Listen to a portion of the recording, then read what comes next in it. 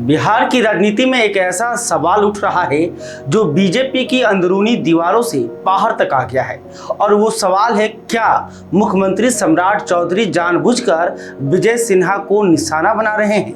क्या एक ही दल के दो ताकतवर नेताओं के बीच वो रंजिश अब सत्ता की भाषा में बोली जा रही है जो कभी विधानसभा में खुलकर सामने आई थी?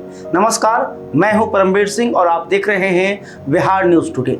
आज हम इसी सवाल का जवाब ढूंढने की कोशिश करेंगे। बने रहिए वीडियो के अंत तक हमारे साथ। बात उन दिनों की है जब बिहार में नीतीश कुमार की सरकार थी और बीजेपी सरकार में शामिल थी। विधानसभा में एक ऐसी घटना हुई जिसने पूरे बिहार का ध्यान खींच लिया। तत्कालीन मंत्री सम्राट चौधरी और विधानसभा अध्यक्ष विजय सिन्हा के बीच खुली जुबानी तकरार हो गई।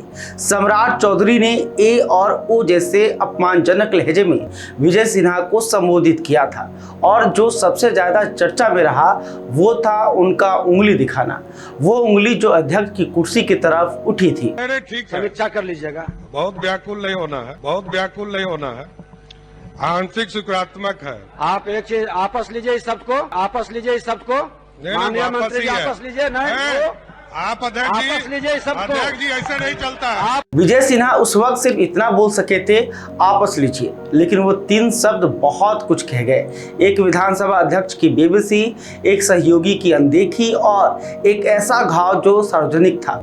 उस दिन से यह दोनों नाम बिहार की राजनीति में एक दूसरे के विरोध में आ गए थे। जब नीतीश कुमार केंद्र की राजनीति की तरफ बढ़े और बिहार में नए मुख्यमंत्री की जरूरत पड़ी तो बीजेपी ने अपना चेहरा चुना, सम्राट चौधरी को। लेकिन इस नाम के प्रस्ताव को जिसने विधानसभा में पढ़ा वो थे विजय सिन्हा, और जब उन्होंने वो प्रस्ताव पढ़ा तो उनके चेहरे पर जो भाव था उसे बिहार के दर्शकों ने देखा। शब्द जो भी थे, टीस साफ थी, जैसे एक सिपाही अपने प्रतिद्वंदी का ताज उठाकर उसके सिर पर रख रहा हो। सम्राट चौधरी यह सब देख रहे थे और अब जब वे मुख्यमंत्री की कुर्सी पर बैठे हैं तो उनके फैसले एक के बाद एक उसी दिशा में जा रहे हैं जहां विजय सिन्हा का नाम जुड़ा है। पहला झटका तब लगा जब विजय सिन्हा की सुरक्षा में कटौती हुई। वे Z+ सुरक्षा श्रेणी से घटकर Z पर आ गए। सत्ता बदलने के साथ सुरक्षा का घटना भले ही प्रशासनिक फैसला दिखे, लेकिन बिहार की राजनीति में हर कटौती का संदेश होता है। दूसरा फैसला और भी सीधा था। विजय सिन्हा के कार्यकाल में नगर विकास विभाग ने एक नियम लागू किया था। सरकारी कर्मचारी पूरे जीवन में केवल एक बार ही परीक्षा दे सकते हैं। इसे कर्मचारी तुगलकी फरमान कहते थे। सम्राट चौधरी ने बिना देर किए इस आदेश को रद्द कर दिया। अब कर्मचारी फिर से परीक्षा देकर अपनी योग्यता बढ़ा सकेंगे। बड़ा सवाल यह है कि क्या यह सच में कर्मचारी हित था या विजय सिन्हा की विरासत को मिटाने की कयामत? तीसरा और सबसे बड़ा फैसला राजस्व विभाग से जुड़ा है। विजय सिन्हा ने राजस्व विभाग में 224 अधिकारियों और कर्मचारियों को निलंबित किया था। आरोप थे भ्रष्टाचार और लापरवाही के। सम्राट चौधरी ने मुख्यमंत्री बनते ही इन सभी का निलंबन वापस ले लिया। एक झटके में 224 लोगों की वापसी हो गई। अब असली सवाल यह है कि इन फैसलों के पीछे की मंशा क्या है? राजनीतिक जानकार इसे दो नजरिए से देख रहे हैं। पहला नजरिया यह है कि सम्राट चौधरी खुद को एक मास लीडर के रूप में स्थापित करना चाहते हैं। कर्मचारियों का भरोसा जीतना, पुराने सख्त फैसलों को पलटना, यह एक सोची समझी रणनीति हो सकती है। जो नेता अपनी सरकार की शुरुआत में कर्मचारियों को राहत दे वो सरकारी तंत्र पर जल्दी पकड़ बना लेता है। दूसरा नजरिया यह है कि एक ही पार्टी में दो बड़े नेता जब समान कद के होते हैं तो वर्चस्व की लड़ाई अनिवार्य हो जाती है। सम्राट चौधरी जानते हैं कि उनके मुख्यमंत्री बनने का विजय सिन्हा ने कभी उत्साह से स्वागत नहीं किया। उस पुराने विधानसभा टकराव की यादें अभी भी ताजा है। ऐसे में जो सिस्टम विजय सिन्हा ने बनाया था उसे धीरे धीरे बदलना एक तरह से अपनी धाक जमाना है। और तीसरी बात, जिस तरह विजय सिन्हा ने खुद को बलिदानी सिपाही बताते हुए सम्राट के नाम का प्रस्ताव रखा, उसने बीजेपी के भीतर की खाई को खुले में ला दिया।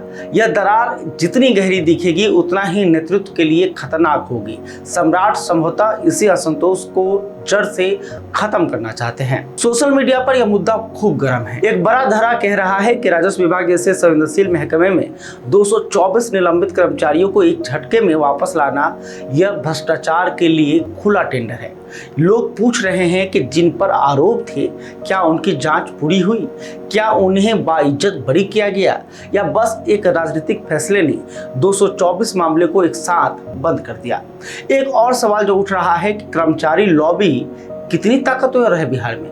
क्या कोई भी नेता उन्हें चुनौती देने की हिम्मत नहीं कर सकता?